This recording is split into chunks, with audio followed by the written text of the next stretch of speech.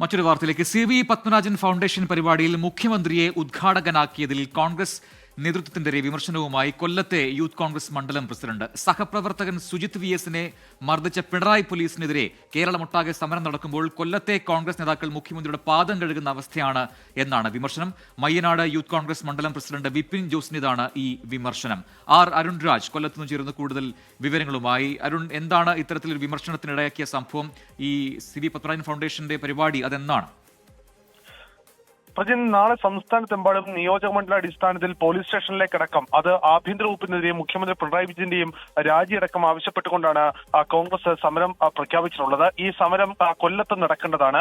രാവിലെ മുതൽ ഉച്ചവരെയാണ് ഈ സമരം. ഉച്ചയ്ക്ക് ശേഷം കൊല്ലത്ത് CV പത്മരാജൻ ഫൗണ്ടേഷൻ പരിപാടി ഉദ്ഘാടനം ചെയ്യാൻ മുഖ്യമന്ത്രി പിണറായി വിജയനെയാണ് കോൺഗ്രസ് നേതൃത്വം ക്ഷണിച്ചത്. ഇതിനെതിരെയാണ് ഇപ്പോൾ യൂത്ത് കോൺഗ്രസിന്റെ മയ്യനാട് മണ്ഡലം പ്രസിഡന്റ് ഇപ്പോൾ രംഗത്ത് വന്നിരിക്കുന്നത്. രാവിലെ മുതൽ ഉച്ചവരെ മുഖ്യമന്ത്രിയെ തെറി വിളിക്കുകയും അദ്ദേഹത്തിന്റെ രാജി ആവശ്യപ്പെടുകയും ചെയ്യണം. ഉച്ചയ്ക്ക് ശേഷം അദ്ദേഹത്തിന് സ്തുതി പാടുന്ന അവസ്ഥയാണ് നിലവിലെ കോൺഗ്രസുകാർക്കുള്ളത്.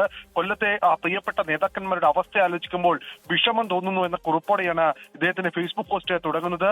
ഉദ്ഘാടനം ചെയ്യാൻ കോൺഗ്രസ് പാർട്ടിക്കുള്ളിൽ മറ്റാരും യോഗ്യരായവർ ഇല്ലേ എന്ന ചോദ്യമാണ് തനിക്ക് ഇപ്പോഴുള്ളത്. അതോ മുഖ്യമന്ത്രി പിണറായി വിജയൻ ഇവരെക്കാളൊക്കെ മുകളിലാണോ എന്ന ചോദ്യം കൂടി തനിക്കുണ്ട് എന്നുള്ളതാണ് ഈ ഫേസ്ബുക്ക് പോസ്റ്റിൽ പറയുന്നത്.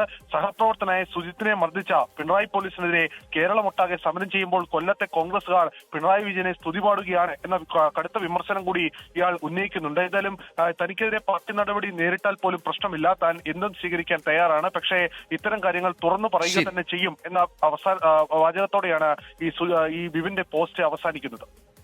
അരുൺ രാജാണ് വിശദാംശങ്ങൾ നൽകിയത് കൊല്ലത്ത് നിന്ന്.